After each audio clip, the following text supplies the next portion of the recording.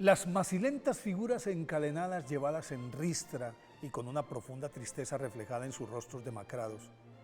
lo conmovieron hasta la médula, y por eso Gregorio Anicio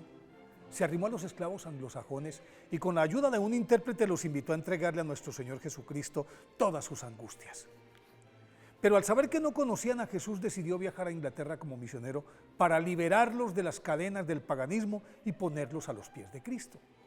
Discretamente salió de Roma con algunos de sus compañeros de oración, y cuando había recorrido 20 kilómetros, una patrulla de soldados lo alcanzó y lo conminó a volver inmediatamente a la ciudad eterna, porque el pueblo sublevado exigía su presencia so pena de armar una revolución.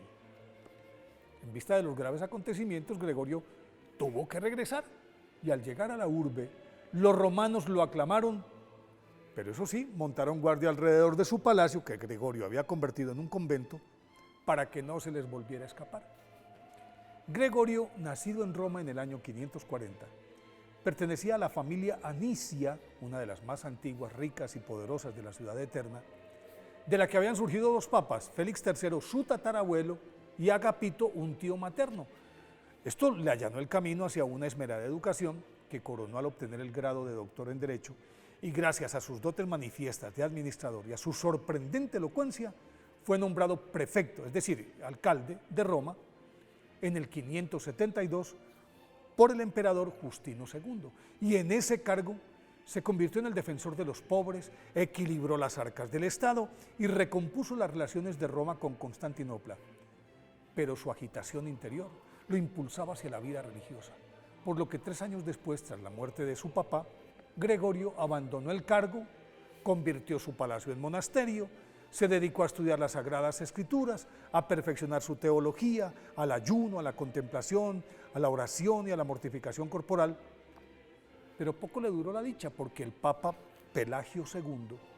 le concedió el diaconado y lo nombró nuncio ante la corte de Constantinopla, en la que Gregorio se demoró 6 extenuantes años para conciliar los intereses de la Iglesia con el poder imperial. Cuando volvió en el 585, Gregorio habilitó 6 de sus propiedades en Roma y en Sicilia como conventos. Liquidó todos sus bienes, los repartió entre los pobres, alimentó a buena parte de la población desamparada y luego quiso escaparse a Inglaterra para evangelizar a esa nación indómita, pero el pueblo se lo impidió. El Papa entonces le concedió el título de abad de su monasterio y lo amarró como secretario privado, función que Gregorio desempeñó hasta que murió Pelagio II, y espontáneamente el pueblo y el clero se unieron el 3 de septiembre del año 590 para proclamarlo Papa. En esa oportunidad, aunque volvió a intentarlo, tampoco pudo huir. Una vez instalado en el solio pontificio, Gregorio, el primer monje papa, se convirtió en el defensor y proveedor de todos los pobres, desamparados, viudas, huérfanos, ancianos, mendigos del pueblo romano, a los que alimentó durante varios años de cuenta de la Santa Sede. Mantuvo a raya al rey de los longobardos, Agilulfo, y aunque pagó tributo por ello, logró una paz duradera con él y terminó convirtiéndolo al cristianismo. Equilibró sus relaciones con Constantinopla y con los ortodoxos, desarrolló un sistema misional que le permitió evangelizar completamente a Inglaterra, a toda Italia, a España, las Galias y a Armenia. Hizo recopilar toda la música sacra y las antífonas